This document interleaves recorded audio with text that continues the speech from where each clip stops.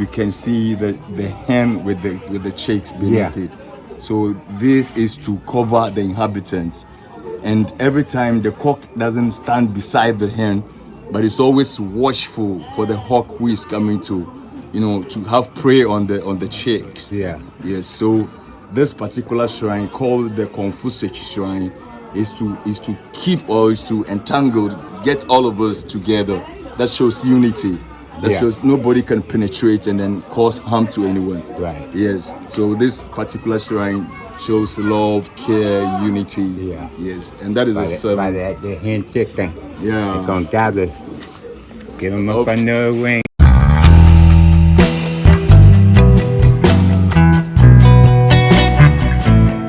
Entrance where the slaves arrived after their 7 months were walked through from the northern part of the country. And these are some of the pictures of the depiction that we went through.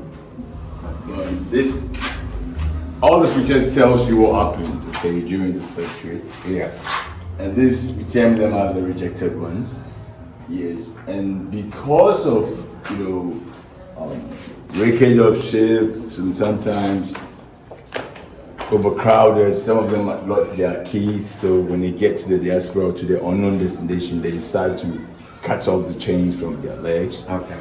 And this is how they look like after they are brought into the country. Yes, how unkept that they look like. And children were not left out. And this is a punishment meted out for one of them. That's those who are hyperactive. I see this picture everywhere. And something like that. And basically, this is the structure they all wanted. The young men from the ages of 15 to 25, they termed as the active ones. Yes. So when they go through your particulars, or when they check your physicals, and if they see you're not strong, you term as a rejected slave. So all these on arrival here, the first place they take them to is the auction room, which we have. So they were brought into the country. Most of them passed through the Northern Territory. They got here. They have a slave market here in Salaga. Yeah, that's exactly where King Ferguson was murdered. Yes. So when they sell them, when the merchants sell them, they take them all the way through the Ashanti region. And then finally they get them to the central region. So it took them 7 months to walk on foot before they finally got here. And upon arrival, they don't just bring them into the dungeons. They take them to Asemans to go and have their last bath. Within there. Eventually, before they bring them here. Yes. So we're going inside to see how they were. They bring, when the merchants bring the people, they put them here. This is where they determine whether they are fit or not. They strip them naked so they can lie on this one, check their muscles. We didn't have ages by then, no date of birth, no records to know which year you were born. To lie on this one, they were stripped naked so that they can watch their muscles and see whether they can go and work harder on the plantations. If you are declared weak, you do not be going. No slave was here for more than 3 months. After 3 months, when the merchant ship comes off, you are taken to your unknown destination. Yes, and kids were not left out. Children were traded with commodities like comb, mirror, wax spring. Children below the ages of 6 to 10 years. And they stood on this scale, this is determined as a scale, to mark their height. They only saw their ages through their height. Because they never knew how old they were, because there were no records to show that. Yes. After you've gone through the tour for examination here, you are putting through the various dungeons. And Anomabo alone transported over 280,000 slaves. Yes, more than Cape Coast and Lumina. We saw one governor there, Swansea. He was operating at the DRC, Democratic Republic of Congo, Governor Job Leopold. Yes, and he transported over 2.5 million slaves. Yes.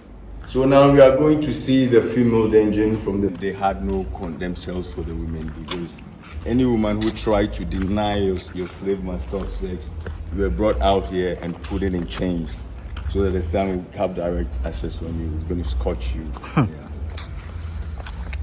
I go.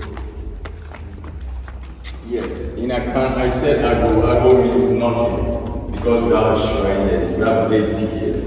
Yes, so this is the female dungeon that housed 200 females in here, and it was a stony ground, but the Ghana Prison Service leveled it. Okay. Before it was a stony ground, and they were fed twice in a day with biscuit and bread. They were fed twice in a day. There was nothing here like sleeping. You stand and you feel you are tired, you squat. For 3 months. Wow. Yes. You stand, you feel you're tired, you squat. And this, they are source of ventilation. This one and that one. Yes. And that also said, this is where they were also passing their food onto them. Okay. Yes. And the ladies, the female, they were allowed to take their bath twice in a month. That is once every 2 weeks.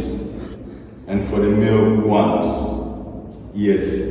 And after 3 months, if you have a baby, when you were captured with a baby or with a child, they put your child in the children's cells and they bring you here. And the beautiful ones were taken to the concubine cells. You have a concubine cells too. Yes. They were fed twice a day with biscuit and bread. This was also said, when you go upstairs, you see where the governor used to throw the biscuit and bread down to them. There was a deity here, so they had to preserve it. Yes, it's called an Abakan. Abakan in the Akan language means the first. Okay. You have 77 lesser gods in this town, and this is the first. Okay. So it's called an Abakan. A prisoner wrote this here, believers shall enjoy. The reason of writing it here is because anytime he had a visit, he had to put in some coins, made his request on the coins, or anything he wanted to, he had to open it, put some in. So when it was time for his judgment today, he was given bail, he was discharged. So he believed that the Nabakan fought for him spiritually. Okay. Yes. And this dungeon housed 180 men. Okay. Yes.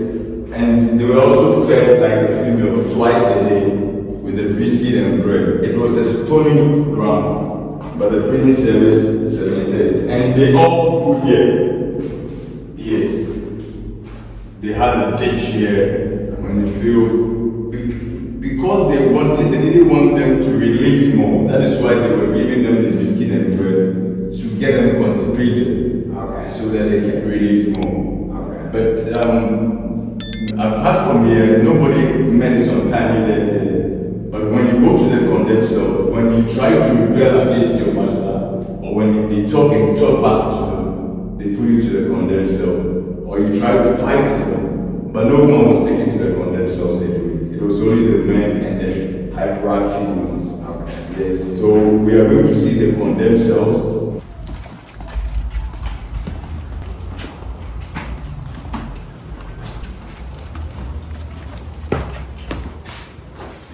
This cell, I call this cell the survival of the fittest. Okay. Because they were fed once in a day, and there were no specific number of them that were kept here. Okay. If hundreds of them misbehaved, hundreds of them were brought in here. Yeah, so there was not a specific number of people that were kept here. But they were fed once in a day. They were fed once a day with either biscuit or bread. Okay. But, yeah. So pretty much when you came to this cell, you died. Most of them met their untimely death here. Yeah. That's why I call here the survival of the fittest. Yeah. And the food too, you share it among yourselves. So some of them even starved to death. Yeah. Yes. That's wrong. We want to take this. Before we go upstairs, this is the concubine cell. So you were female and you are there. You are beautiful. A soldier feels like he wants to have an affair with you. Yeah, and just bring you out of that cell, and then they'll bring you here. But here you'll be treated fairly. Okay. When you are here too and you get pregnant for them, they move you from the fort and then they take you out there where the garden is, behind the garden. Okay. So that is the concubine, the place they kept the concubines. Okay. We have babies for them. Okay. And of course they took them to the diaspora. Yeah. But they had a special, cottage for them, like a wooden structure, because they are their kids' mom, and they were treated fairly. Okay. For them, you take a 3 square meal a day, you take a normal bath, unlike those residential. Yeah. So there's a place for one man. He said the life of a person matters than the lives of the people. Okay. Yeah, this is a place for one man. The governor, he stayed here. And then, it's like, and he had his own entrance where he never passed where we came in from. Uh-huh. He had his own entrance where he normally passed. So we also went to this place. Yeah, this is his life.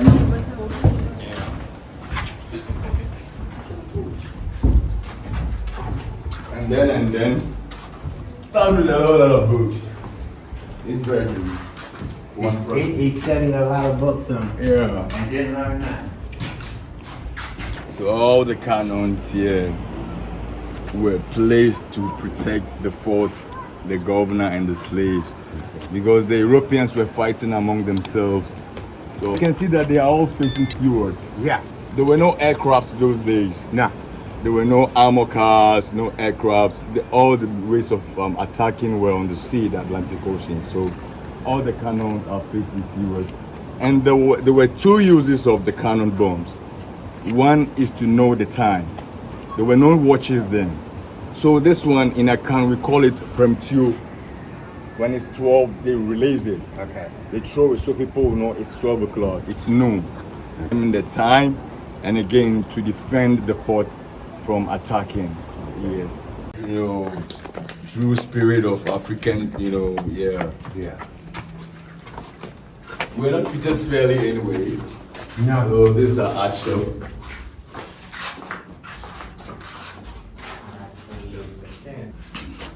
Come in.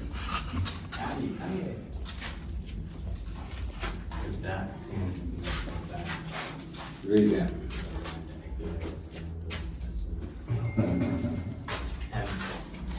You can see that it's facing, the back is facing seawards. Yeah. That is, they won the battle. Okay. 3 years before Ghana had getting its independence in 1957. Okay. So theirs is to protect the community and the inhabitants. Okay. Okay. And they normally dress during the festival occasions, the festival time. Okay. Normally dressed in red. Okay. And fully armed, just like the local soldiers. Because this is a local one, it's called the Asafo. And that man is called the Asafo. That is the leader of the group. Okay. He is the chief of the group, so it's called the Asafo. And they normally fight through on the waters. On the water. Yeah, that is why you can see their symbol, right? Yeah. And behind it, they have the deity. Anytime they go to war and they win, they make sure to show appreciation to the lesser god, because he made them to survive and win that battle.